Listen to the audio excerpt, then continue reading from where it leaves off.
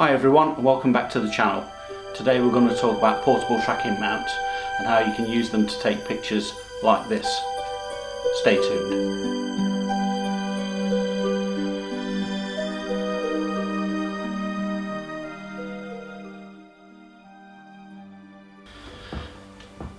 A portable tracking mount is actually a motorised camera mount, and what it does is it enables you to take long exposures of the night sky by counteracting the rotation of the Earth. This is my portable tracking mount. It's a Skywatcher Star Adventurer. There are other mounts on the market, notably the Ioptron Skyguider Pro, and I'll show you a picture now of one of those with a small telescope.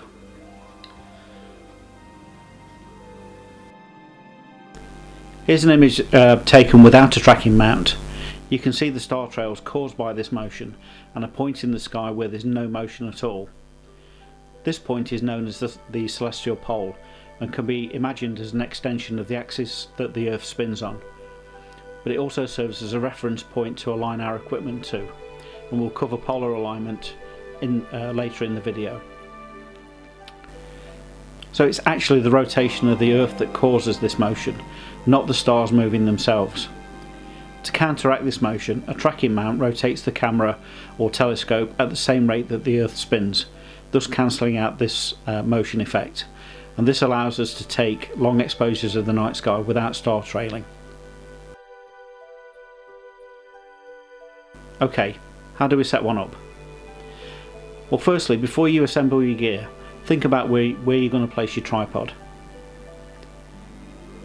You'll need a good solid base and a place where you have a good view of the northern sky for polar aligning your mount, and the best view of the sky available to you for the object that you plan to shoot. Next, assemble your tripod, mount and camera or scope and do a rough alignment of your mount to face north.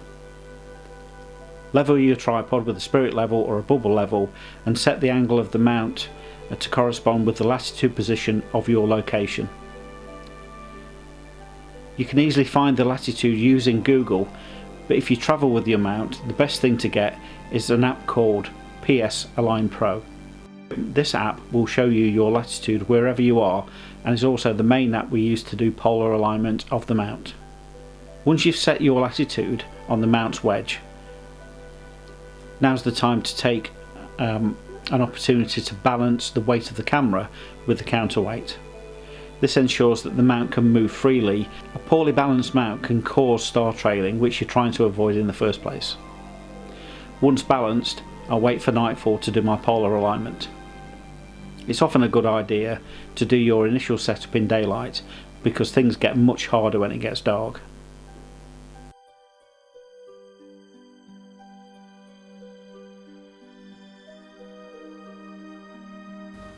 Okay, let's talk about polar alignment. This is, for me, the last step in setting up before you start to shoot. On screen now I've got a view of a couple of apps on my phone. The first one is Stellarium, and I'm just going to show you with a couple of short videos how the motion of the stars actually works for us in the northern sky. As you can see, it was revolving around that central point, which marries up to the picture I showed you earlier. Let's take a closer look at Polaris. Now that's our guide star for the northern hemisphere, but it's not actually right on top of the North Celestial Pole, it's just very close to it. And as you can see, that star actually rotates around the North Celestial Pole. Now what we need to do in polar alignment using the app is to match the position of Polaris on that relative clock face, if you like. And given that Polaris is at a different position as the Earth spins, when you come to set up, you'll need to have a view of the app, and what you need to do is to be able to match what you see through the reticule of the polar finder with the position of Polaris on that clock face on the app. Once you've managed to do that, you're good to go. You don't need to touch the tripod again. In fact, it's probably best that you don't. Leave everything undisturbed, lock everything down, and yeah, off you go. Okay, so just how good are these portable tracking mounts? Well, let me show you a couple of images that have been sent in to me by people that use portable tracking mounts as their main astrophotography kit. The first one is actually from my brother Mick. He's recently got into the hobby and he's bought himself an Ioptron Skyguider Pro and a William Optics Red Cat. He took this picture of the Rosette Nebula a couple of nights ago, and it's a really good example of what you can achieve using a setup like Mick's. Now this is Mick's third or fourth image since he started in the hobby, and it's it's a stunner. So well done. The second set of images I'm going to show you are from Kev Wisdom. Now Kev is an astrophotographer based in Chesterfield.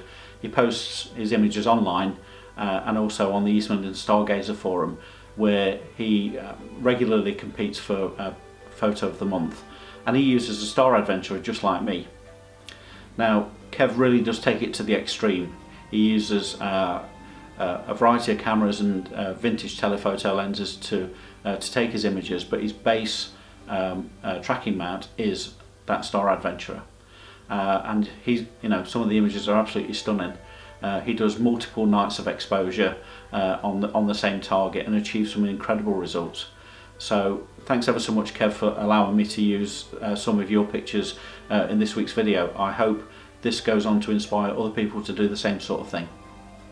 I hope you enjoyed this week's video, and if you did, please give it a thumbs up, leave a comment in the comment section, and if you want to follow what we get up to in the Astro Shed, hit the subscribe button, and I'll see you soon. Thanks for watching.